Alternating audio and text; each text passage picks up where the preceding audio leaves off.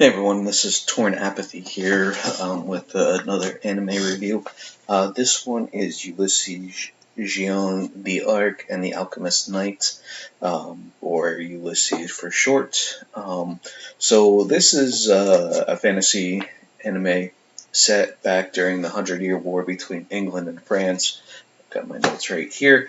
The main character, Monty, I'm going to call him for short, it's Monte McCrae or something like that, is the main character. So this episode is episode 1.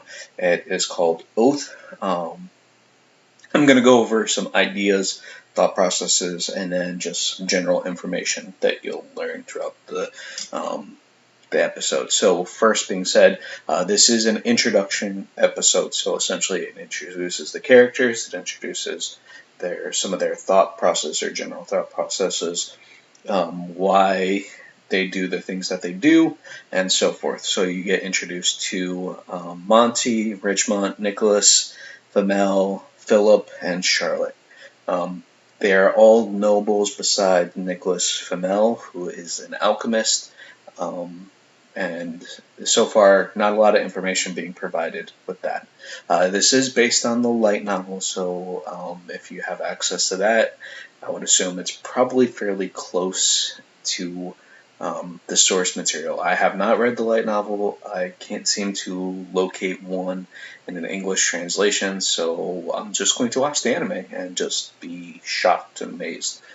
So with that being said, you have 3 other characters that are introduced later on, which is Alcyon, which is Richmond's younger brother, seems to be a love rival for Monty. I'm just going to call him Monty for short, so if you wonder who I am, it would be Monty McCrae. Then, of course, you have the main protagonist or villain, which is Henry V. And then, of course, you get introduced to Azeroth, which is the Queen of Fairies, who essentially becomes a source of power for your alchemist, which is Monty, right? So I'm not going to go into too many specifics besides that, just a brief overview of what's going on. I enjoyed it. It had good animation, good action. It seems to be a little bit harem-esque, so if you don't like harem animes, don't watch this one because it seems to be on that tilt a little bit. But again, it's hard to say with the first episode, but it seems to have that vibe if you've watched animes like that at all. It is very slow.